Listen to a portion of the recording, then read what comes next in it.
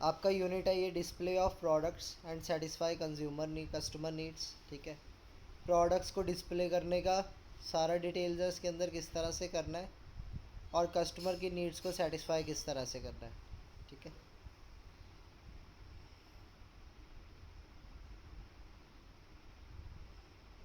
पहले इंट्रोडक्शन दे रखी है। रिटेल में जो सेल्स पीपल होते हैं जिनका काम होता है सेल्स करने का, सबसे इम्पोर्टेंट रोल प्ले करते हैं रिटेलर की बुक नहीं शो मार्केटिंग हो रही मिक्स। सर। बुक नहीं शो हो रही, जस्ट अ मिनट।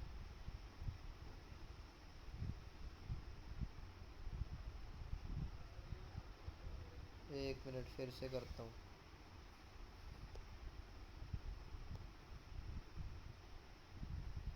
अब हो रही है?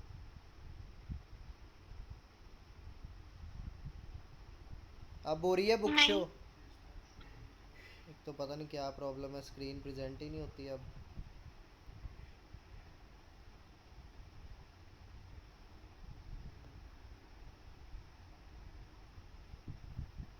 अब अभी भी नहीं हो रही है हाँ जी सर हो रही है अब। सबको? मुझे बता देना जब बुक शो नहीं होगी, प्रॉब्लम आती है पता नहीं क्यों। और अगर नहीं होती है तो अपनी बुक खोल लो बुक में, ठीक है। अपनी बुक्स खोल लो, फर्स्ट यूनिट है आपका। Retail sales people important role play करते हैं रिटेलर की मार्केटिंग मिक्स। मार्केटिंग मिक्स का मतलब होता है अलग अलग तरह के प्रोडक्ट्स, अलग अलग तरह के प्राइजेज़, अलग अलग तरह की प्लेसेस, ठीक है, अलग अलग तरह की प्रमोशन करना। ह्यूमन रिसोर्सेज को कंट्रोल करना मोस्ट इम्पॉर्टेंट है सबसे ज़्यादा, ठीक है।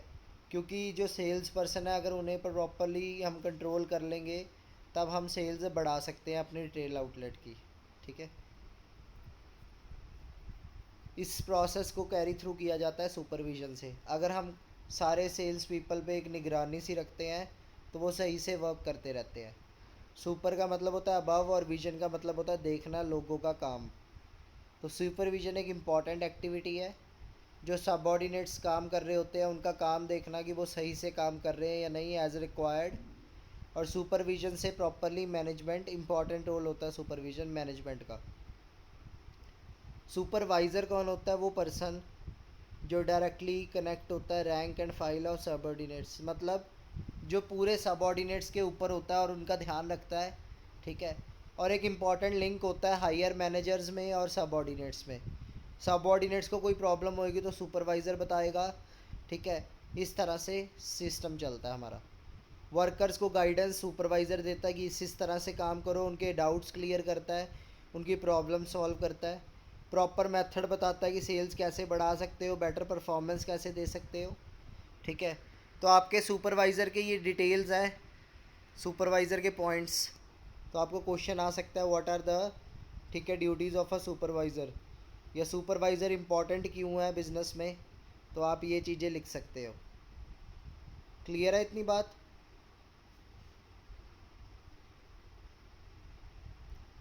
ठीक है। He tells them about the proper method of doing a job for better performance. Planner भी प्लान भी करता है चीज़ें, गाइड भी करता है सबऑर्डिनेट्स को। टारगेट्स भी सेट करता है प्रोडक्शन के, ठीक है, सेल्स के। और प्रोसीजर्स और मेथड्स भी बताता है कि कोई काम किस तरह से, किस प्रोसीजर से, किस मेथड से किया जाना चाहिए ताकि रिजल्ट्स बेटर हो सके, ठीक है। सुपरवाइज़र अपना सारा काम सुपरविजन में टाइम लगाता है, मोस्टली जो अपना टाइम है, ठीक है। सुपरविजन फायरिंग लाइन पे होता है, मोस्ट इंपॉर्टेंट इशू है। एक्चुअल वर्क इसी काम इसी लेवल पे किया जाता है। फायरिंग लाइन का मतलब है वर्कर्स से जस्ट ऊपर जो छोटे छोटे लेवल के वर्कर्स काम कर रहे हैं, sales associate, sweepers and all, सब कुछ उनके डायरेक्ट ऊपर होता है, मतलब उसका डायरेक्ट लिंक होता है। एक्चुअल फंक्शन सबऑर्डिनेट्स के देखता है, स्टैंडर्ड से कंपेयर करता है। जैसे मैंने स्टैंडर्ड सेट किया हुआ है कि इतनी सेल्स करनी है, इस तरह से किसी कस्टमर को डील करना है, तो उसके साथ हम उसकी परफॉर्मेंस कंपेयर करते हैं जो एक्चुअली में लोग कर रहे हैं, ताकि हमें रिजल्ट्स पता लग सके बेटर है या नहीं है। क्लियर है? कोई यस और नो बोलते रहो।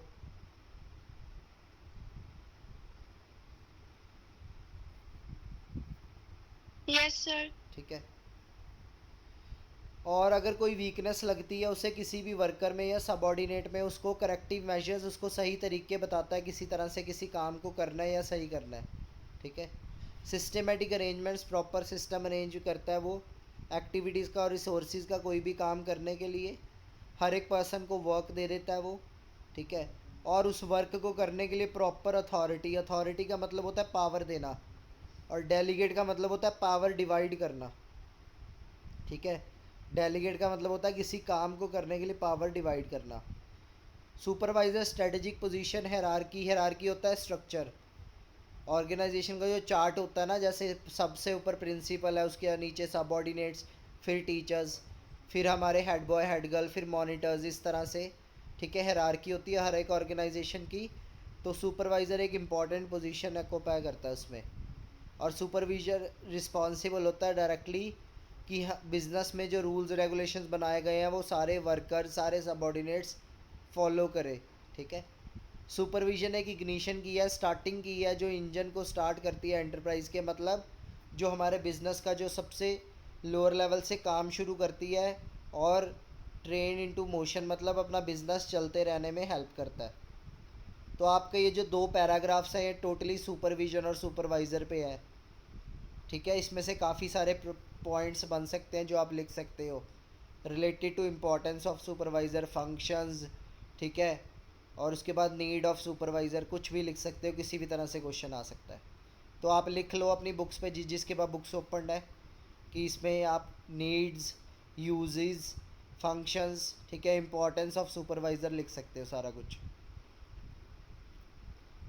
अब हम अपने यूनिट में स्टडी करेंगे प्रोडक्ट्स को डिस्प्ले कैसे करना है, कस्टमर नीड्स को सेटिस्फाई कैसे करना है, प्रोडक्ट्स को सेल और डिलीवर कैसे करना है, स्टोर एरिया को मेंटेन कैसे करना है। स्टोर एरिया होता है जहाँ पे हम सामान संभालते हैं अपना एक्स्ट्रा।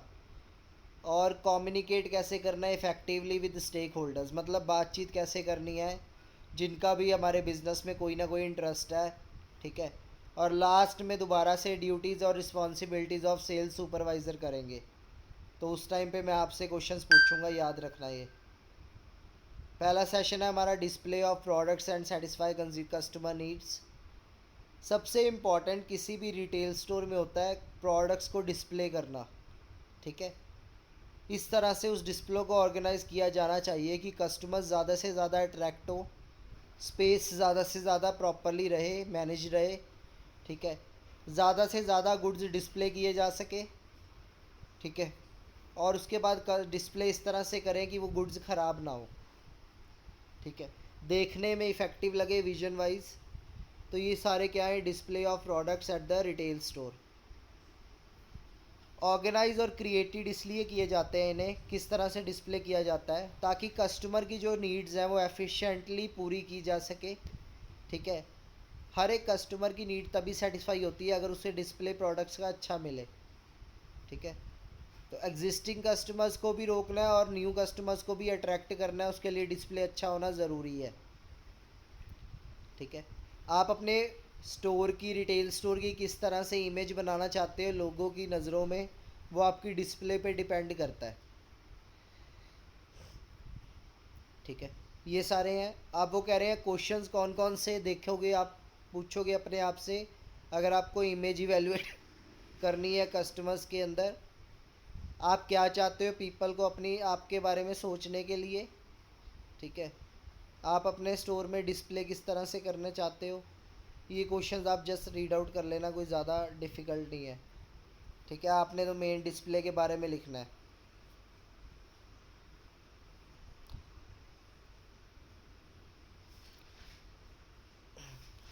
तो प्रोडक्ट डिस्प्ले अट्रैक्टिव होना चाहिए कस्टमर को अटेंशन ड्रॉ करने के लिए। ये एज अ प्रमोशन भी होता है, प्रमोशन के लिए भी काम करता है। ठीक है। स्लो मूविंग आइटम को जल्दी सेल करने में हेल्प करता है। सेल्स सेल लगी है उसको अनाउंस करने में हेल्प करता है। वेलकम अ सीज़न, मतलब डिफरेंट टाइप ऑफ आपके फेस्टिवल सीजन्स आते हैं या शॉपिंग सीजन्स आते हैं तो वो भी बताता है। तो ये डिस्प्लेज ही हैं जो सारा काम कर देती हैं। ठीक है। अगर हमारा स्टोर का फ्रंट अच्छा है, ठीक है, तो हम ज़्यादा से ज़्यादा डिस्प्ले कर सकते हैं उसी फ्रंट पे, क्योंकि वो मोस्ट एडवांटेजियस डिस्प्ले होती है जो फ्रंट पे डिस्प्ले की जाती है, विंडो डिस्प्ले फ्रंट में जो की जाती है, जिसे हम मतलब कि स्टोर के अंदर जाए बिना ही बाहर से ही प्रोडक्ट्स को देखते हैं, वो विंडो डिस्प्ले होती है फ्रंट की। तो ये most advantageous least expensive form of advertising है हमारी। ठीक है, जितने भी मॉल्स में होते हैं सबके पास मोस्टली विंडोज़ होती हैं, वो विंडोज़ के थ्रू, फ्रंट के थ्रू अपनी डिस्प्ले करते हैं। अब वो शीशे के ही जो भी उनके गेट्स होते हैं वो शीशे के क्यों होते हैं? आउटर कवरिंग मोस्टली ग्लासेस की होती है, इसलिए होती है ताकि डिस्प्ले हो सके प्रोडक्ट्स, आप स्टोर को बाहर से ही देख सको, और अगर आपको कोई चीज़ पसंद आती है तो परचेजिंग कर सको। That's the way to attract customers. Clear है इतना? कोई डाउट यहाँ तक किसी को भी?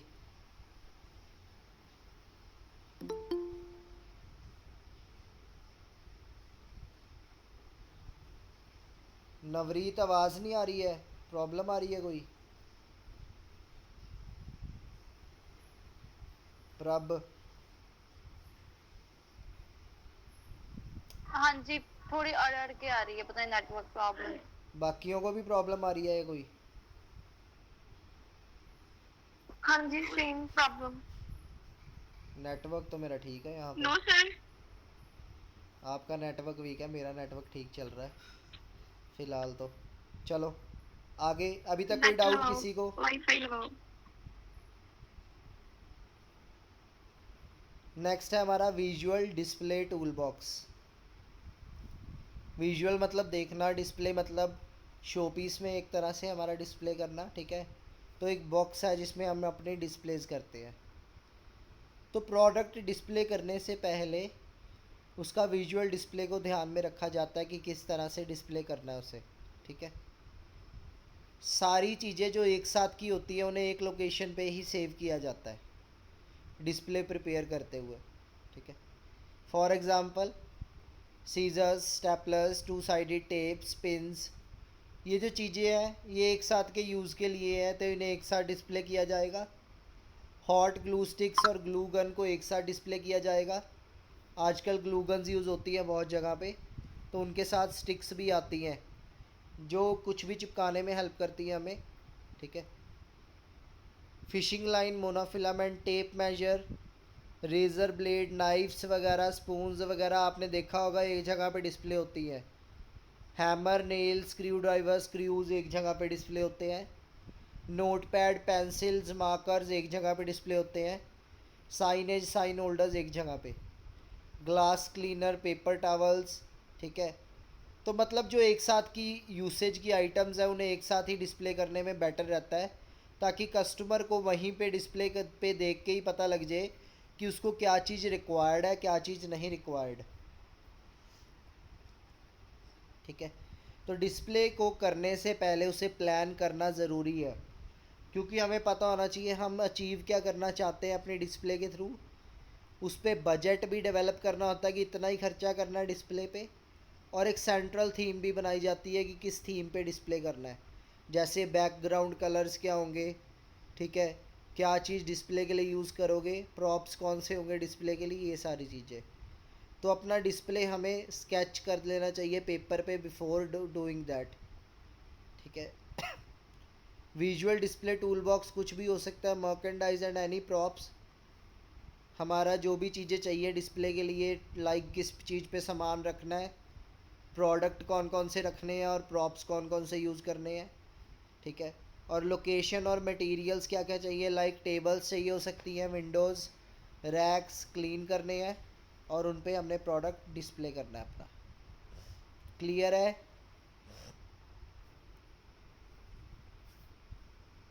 यस और नो? Yes sir. नेक्स्ट है हमारा elements of effective visual merchandising. कौन कौन सी चीज़ें, एलिमेंट्स को ध्यान में रखना होता है अगर अपनी विजुअल मर्केंडाइजिंग को इफ़ेक्टिव मतलब बेटर बनाना है।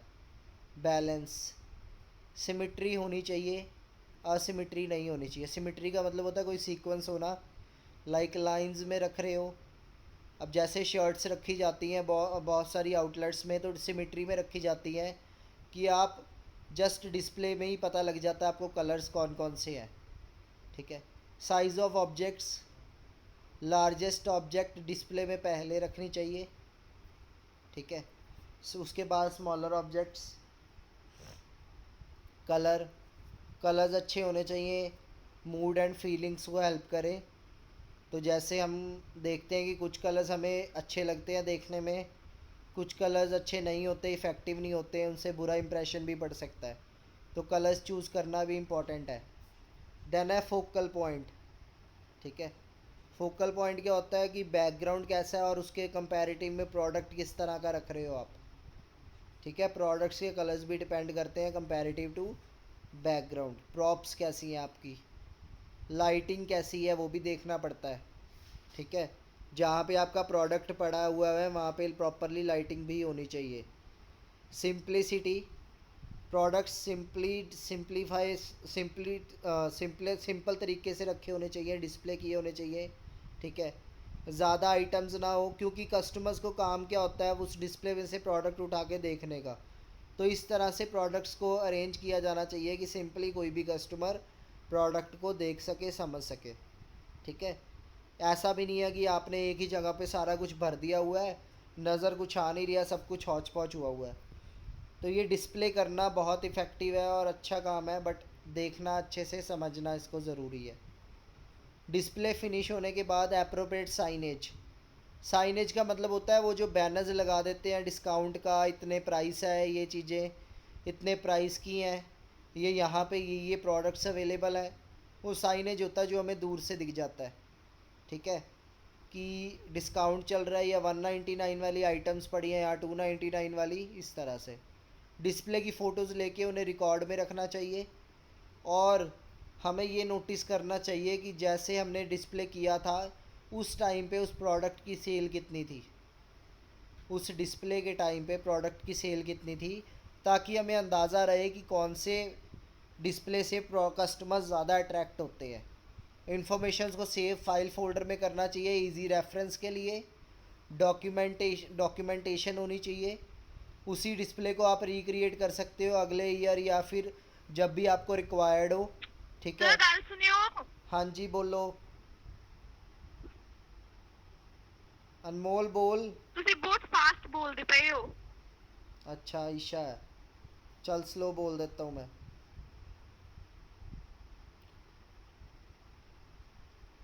एक तो ना नेटवर्क प्रॉब्लम पता नहीं क्यों रहती है आप सबके। हमारे जो प्रोडक्ट्स हैं, ठीक है, उनकी डिस्प्ले इस तरह से की जानी चाहिए, आप उनकी इन्फॉर्मेशन को रिकॉर्ड कर सको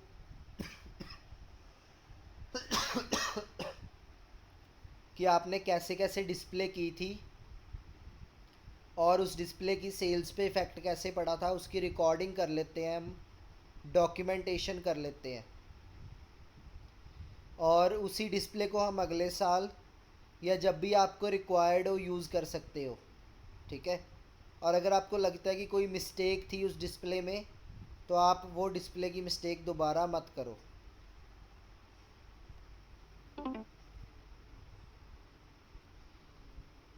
ठीक है। अट्रैक्टिव डिस्प्ले बनाना ज़रूरी है, उसमें थोड़ा सा स्किल भी चाहिए होता है, ट्रायल भी काफ़ी सारे यूज़ होते हैं, एरर्स भी होती हैं। तो जैसे जैसे स्टोर चेंजेस होंगे, ठीक है, अपॉर्चुनिटीज़ आपकी डिस्प्लेस के चेंज होते रहेंगे।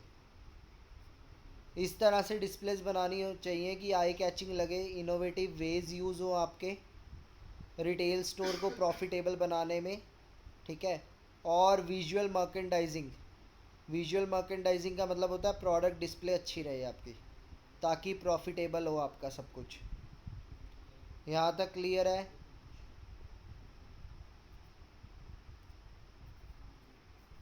Yes sir. Next is shelf placement. अब आपके रिटेल स्टोर्स में शेल्फ्स होती हैं जहाँ पे आप प्रोडक्ट्स को प्लेस करते हो। ठीक है। तो शेल्फ पे प्रोडक्ट प्लेस करना भी एक तरह से कस्टमर्स को सिग्नल्स भेजता है, उनके इम्पैक्ट कैसा पड़ रहा है कि उन्हें परचेज़ करना चाहिए किसी प्रोडक्ट को या नहीं करना चाहिए। ठीक है। जो कॉस्टली प्रोडक्ट्स होते हैं वो बच्चों की रीच से दूर रखने चाहिए, मतलब हायर शेल्फ्स पे रखने चाहिए। ठीक है, रिस्क कम से कम रहे, टॉप शेल्फ पे रखना चाहिए। लोअर शेल्फ्स पे डेस्टिनेशन प्रोडक्ट्स या जो लोग जल्दी से ख़रीदना चाहते हैं प्राइस या प्रमोशन के बिना, मतलब जिनको प्रमोशन की ज़रूरत नहीं है, लोग आमतौर पे ख़रीद देते हैं, जो खाने पीने की चीज़ें होगी हैं, ठीक है, तो वो नीचे की शेल्फ पे रखना चाहिए। बॉटम शेल्फ्स पे लीस्ट पॉपुलर प्रोडक्ट्स को रखना चाहिए जो आई कैची लगे, जैसे हमें आइज़ में आ रही हैं तो हम ख़रीदने की कोशिश करें उन्हें। ठीक है, तो जो शेल्फ्स आई कैची होती हैं मतलब आइज़ के सामने होती है बिल्कुल, मतलब मिडल वाली शेल्फ्स। ठीक है, तो वहाँ पे प्रोडक्ट्स कौन कौन से रखने चाहिए? कॉम्पिटिटिव प्रोडक्ट्स जिनका इम्पल्स परचेज रेस हाई होता है, मतलब लोग जो जल्दी से जल्दी ख़रीद लेते हैं। ठीक है, या फिर जो कस्टमर्स को जल्दी अट्रैक्ट करती है कि हाँ मुझे ख़रीद लो, इस तरह के प्रोडक्ट्स को रखना चाहिए। स्मॉलर कैटेगरी प्रमोट जाने, ठीक है, थोड़ी क्वांटिटीज़ में रखना चाहिए सब कुछ। प्रमोट करना चाहिए जेनेरिक्स को, ब्रांड्स को, स्टोर ब्रांड को, ठीक है, नेशनल प्रीमियम ब्रांड्स को।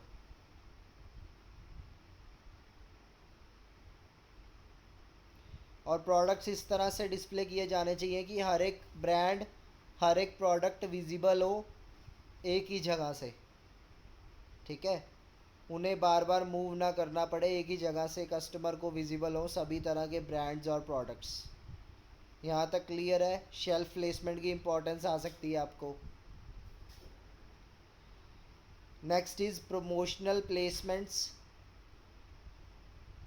प्रमोशनल प्लेसमेंट्स, ठीक है, तो कस्टमर्स को प्रमोटेड प्रोडक्ट्स, जो हमें प्रमोट करने हैं प्रोडक्ट्स, वो कस्टमर्स की आइज़ के बिल्कुल सामने रखने चाहिए हर एक जगह पे। ठीक है, स्टोर्स एंड कैप्स, गोंडोलाज और रैक्स होते हैं एक तरह के। ठीक है, या आप कह लो कि आप शो पीसीज बना के वहाँ पे डिस्प्ले कर रहे हो प्रोडक्ट। प्रोमोटेड प्रोडक्ट्स को हाईएस्ट प्रॉफिट मार्जिन होता है बिजनेस का, दैट्स वाई प्रोडक्ट्स को इस तरह से रखना चाहिए कि कस्टमर्स उन्हें जल्दी से जल्दी परचेज़ करें। ठीक है, dump beans, offer beans for close out items.